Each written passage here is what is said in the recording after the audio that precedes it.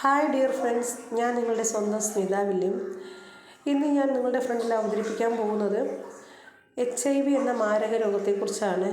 AIDS എന്ന മാരകമായി പടർന്നു പിടിച്ചുകൊണ്ടിരിക്കുന്ന ആ രോഗത്തെക്കുറിച്ചാണ്. നമ്മുടെ തിരുവനന്തപുരം ഇന്ന് 2ാം സ്ഥാനത്ത് നിൽക്കുകയാണ് ഈ രോഗത്തിന് കീഴിൽ. അതിമാരകവും എയ്ഡ്സ് എന്ന ചികിത്സയില്ലാത്ത രോഗത്തിന് കാരണക്കാരനുമായ HIV വൈറസ് കേരളത്തിൽ അതിവേഗത്തിൽ പടരുന്നു.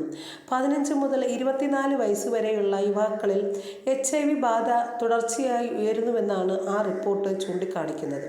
പാലക്കാടും തിരുവനന്തപുരം 5000 കേസുകളെ മറികടന്നിരിക്കുകയാണ്. ഇത് പരിശോധിക്കപ്പെട്ട ഫലമായിരിക്കെ യഥാർത്ഥ HIV ബാധിതർ ഇതിലും എത്രയോ ഇരട്ടിയാകാനാണ് സാധ്യത.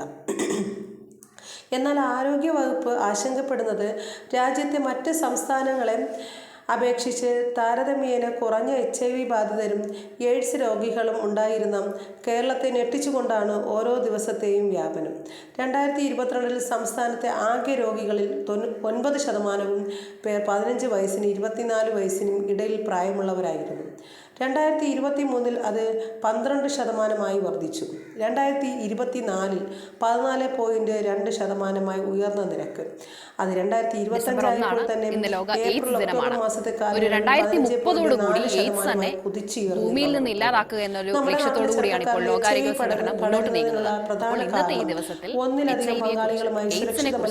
വിശദമായി സംസാരിക്കുകയാണ് എറണാകുളം ART സെന്ററിലെ മെഡിക്കൽ ഓഫീസർ ഡോക്ടർ പേരും ഈ കാറ്റഗറിയിൽ. 1988 മുതൽ ഡിസംബർ 1 ലോകവ്യാപകമായിട്ട് എയ്ഡ്സ് ദിനമായിട്ട് ആചരിച്ചു വരികയാണ്. ഈ ദിനം ആചരിക്കുന്നതിന്റെ ഒരു പ്രധാന ലക്ഷ്യം എന്ന് വെച്ചാൽ ഈ രോഗത്തിന്റെ വ്യാപ്തിയെക്കുറിച്ച് എല്ലാവർക്കും മനസ്സിലാക്കുവാനും ഈ രോഗം എങ്ങനെ തടയാനായിട്ട് നമ്മളെല്ലാവരും ഒത്തൊരുമിച്ച് പ്രവർത്തിച്ചാൽ ഇതെങ്ങനെ രോഗം തടയാനായിട്ട് സാധിക്കും എന്നുള്ളതിനെ കുറിച്ചൊക്കെ എല്ലാവരിലും ഒരു അവബോധം സൃഷ്ടിക്കുക എന്നുള്ളതാണ് ഒരു പ്രധാന ലക്ഷ്യം. ഒരാൾ HIV അണുബാധിതനായതുകൊണ്ട് മാത്രം അയാൾ ഒരു എയ്ഡ്സ് രോഗിയെന്ന് വിശേഷിപ്പിക്കാൻ പാടുള്ളതല്ല. കാരണം HIV അണുബാധിതയിൽ സംഭവിക്കുന്നത് ഈ HIV രോഗാണു നമ്മുടെ പ്രതിരോധ ശേഷി നൽകുന്ന കോശങ്ങളെ നശിപ്പിക്കുകയും ആ പ്രതിരോധ കോശങ്ങളുടെ അളവ് കുറഞ്ഞ് നമ്മൾ ചിലപ്പോൾ 1000 പ്രതിരോധ കോശങ്ങളുള്ള വ്യക്തിയായിരിക്കാം. ആ വ്യക്തി അണുബാധ ഏൽക്കുമ്പോൾ അയാൾക്ക് ചിലപ്പോൾ അത് 500 കുറയാം, പിന്നീട് അത് 350 ആവാം, അത് 200 ആവാം, അതിലും താഴെ പോവാം.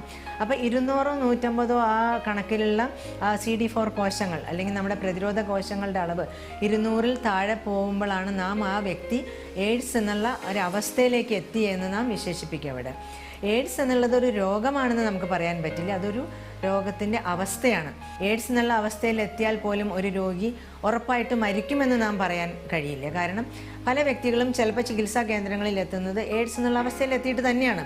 10, 14, 20, 100 ഒക്കെ CD4 കോശങ്ങളുടെ അളവായിട്ടും രോഗികൾ ചികിത്സ തേടി വരാറുണ്ട്.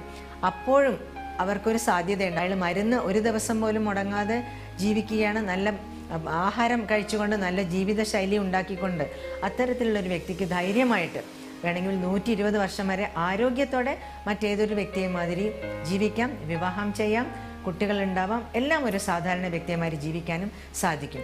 ഈ രോഗം വന്ന എല്ലാ വ്യക്തിയെയും നമ്മളൊന്ന് തൊടുകയോ അയാളുടെ കൂടെ യാത്ര ചെയ്തുകൊണ്ടോ അയാളുടെ കൂടെ ആഹാരം ഷെയർ ചെയ്തുകൊണ്ടോ ജോലി ചെയ്തതുകൊണ്ടോ ഒരു സ്കൂളിൽ പഠിച്ചതുകൊണ്ടോ കോളേജിൽ പഠിച്ചതുകൊണ്ടോ കളിച്ചതുകൊണ്ടോ ഒന്നും തന്നെ ആ വ്യക്തിയിൽ നിന്ന് നമുക്ക് രോഗം പകരാനുള്ള സാധ്യതയില്ല.